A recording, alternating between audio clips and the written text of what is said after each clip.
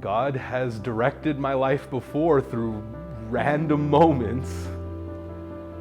Could this be one of those moments?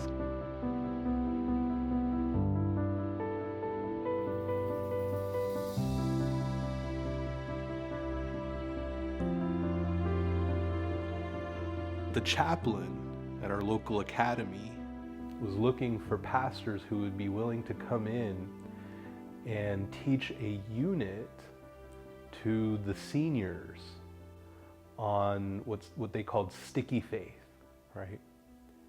And the unit was about helping seniors kind of think through what their life was going to look like after academy, after they graduated. And so I remember teaching that curriculum, and it was a once a week thing for almost a quarter, for about 9-10 weeks. And 2 students came up to me and they're like, "We're gonna miss you." And I'm like, "Oh, well, I'm gonna miss you guys too. I really enjoyed doing this." And then they said to me, "Have you ever thought about being a Bible teacher?" And I look at them and I'm like, "Not really. I mean, I've been pastoring for 9 years, and I'm not certified in teaching Bible. I can't, I don't see myself doing that at this point in my career." And they looked at me and they said, "You know what? You should think about it." Their words stuck with me though, because shortly after that, I got an email from a school board for the elementary side, because I was sitting on the school board at the time, and they were trying to find a Bible teacher. And when I read that email, God took me back to the words of those 2 high school students. Have you ever thought about being a Bible teacher? I thought to myself, God has directed my life before through random moments. Could this be one of those moments? And so I emailed the principal of the school. I said, "Look, I know you're looking for a Bible teacher. I'm not certified. I don't have an education degree. I'm a pastor, but this is for Bibles. So, if it's not something you would consider, then let's pretend like this email never happened. But if you think it's worth pursuing, I'm willing to explore and see if this is what God wants me to do." He responds almost immediately and he says, "I do think this is worth pursuing." Long story short, I interview for the position and I become the 7th and 8th grade Bible teacher. I remember sitting in my classroom before school even started, and I remember praying and asking God that young people's hearts and lives may be changed and transformed in my classroom.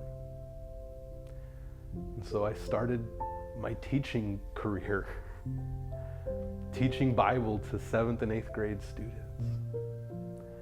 And when I tell you that I loved it, it'd be an understatement. And so I thought, this is what I'm gonna do. I'm gonna do this for the rest of my life. I'm not gonna do anything else. I'm gonna be in the classroom. Of course, God has another change of plans. About 4 years after I started teaching, an email goes out and says, "We are in a position where we're needing to hire our spiritual enrichment director." And so I decided, I said, you know what? If God wants me to do that, then they're going to ask me to apply for that position, because I'm not going to apply for it. Well, 2 days later, principal calls me into his office. He wanted to speak with me. And he says, "Of course, we're looking for somebody to fill the spiritual enrichment position. Have you thought about applying?" And I looked them straight in the eyes and I said, "I was not planning on applying unless you asked me to. And they gave me the job of being the spiritual enrichment director.